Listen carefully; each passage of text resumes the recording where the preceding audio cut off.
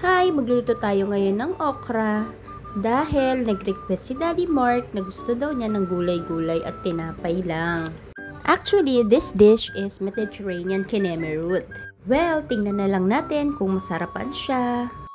Ayan, hinugasan ko na yung okra, dinrain ko, tapos nilagyan ko ng cornstarch, mga pampalasa like salt, magic syrup. Wow! Mekis! So this time, nagpainit na ako ng kawali. Tapos binuhos ko na yung mga gulay, isa-isa, dito sa mantika. Kaya ko nilagyan ng cornstarch para hindi siya magdikit-dikit.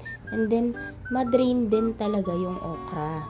Inintay ko yung maprito back and front. Back and front talaga? Well, ito lang naman yung mga kinakain namin when we are in UAE. Dahil nga sa wala na kaming oras magluto nun, so mas pinipili na lang namin talagang kumain doon sa mga Indian cafeteria sa labas ng mall. Favorite lang naman namin kainin doon yung mga parata, samosa, chicken samosa, biryani, mandi, and so on and so forth, no? Nakakaya ko naman siyang kainin, in fairness, masasarap din naman talaga. And then kapag hindi na rin kami kumakain ng rice, nako, pupunta lang kami dun sa Carrefour para bumili ng chicken shawarma nila. Ang dami-dami. So well, back na tayo dito sa niluluto natin.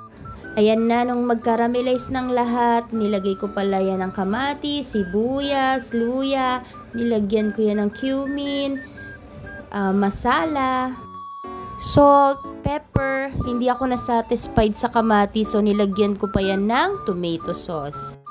Sa puntong yan, ayan, nilagay ko na rin yung okra na pinirito ko.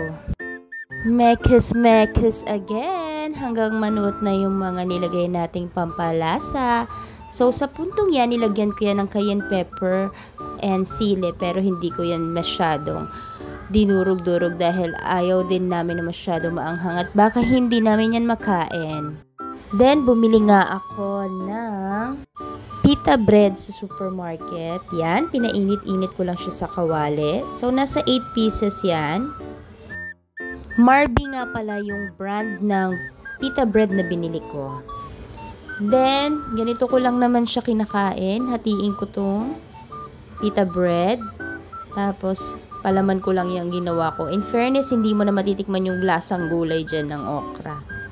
Kasi ikakaiba na yung malalasahan mo. At masarap siya, in fairness.